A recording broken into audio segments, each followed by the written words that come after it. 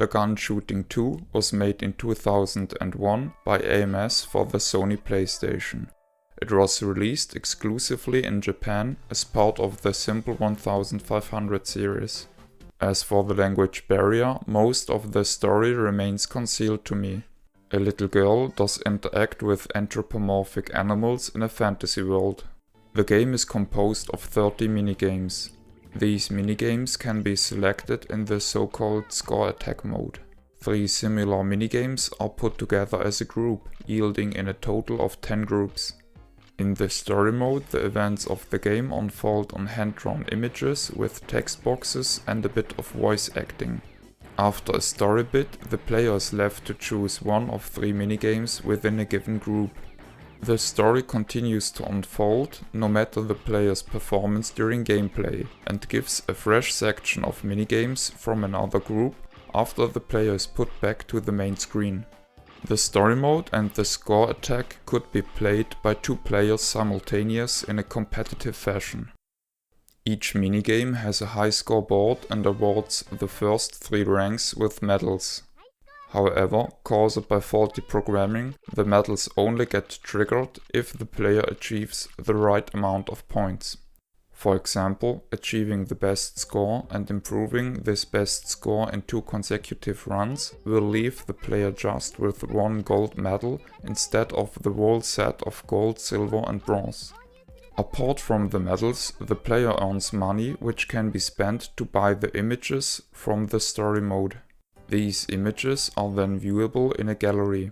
Finally, there is a party mode in which up to 8 players may play against each other in a turn-based manner, passing around and recalibrating the light gun each turn.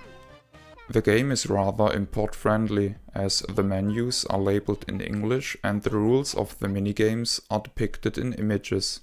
Exceptions are 2 levels which demand knowledge of the Japanese language in order to succeed. The game seems to be targeted towards young children, as most menu options are read aloud upon selection.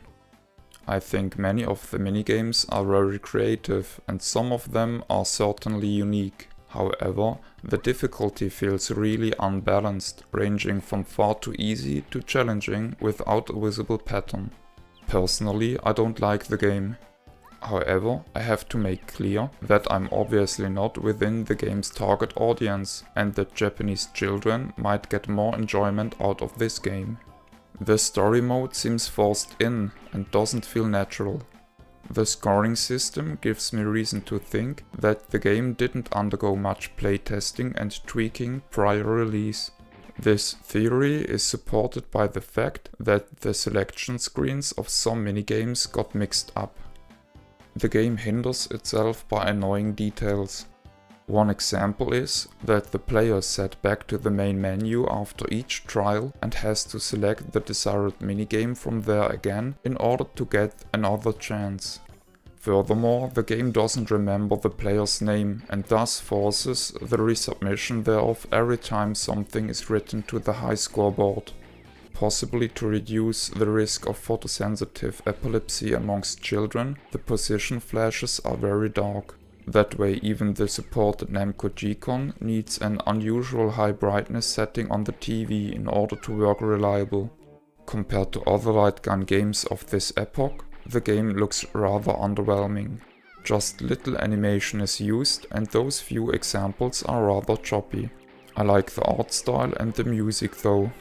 The cover is terrible, it has no connection to the game whatsoever and gives a wrong impression. Furthermore, the artist doesn't seem to have a profound knowledge of firearms, as the scope was drawn attached to the slide of the firearm.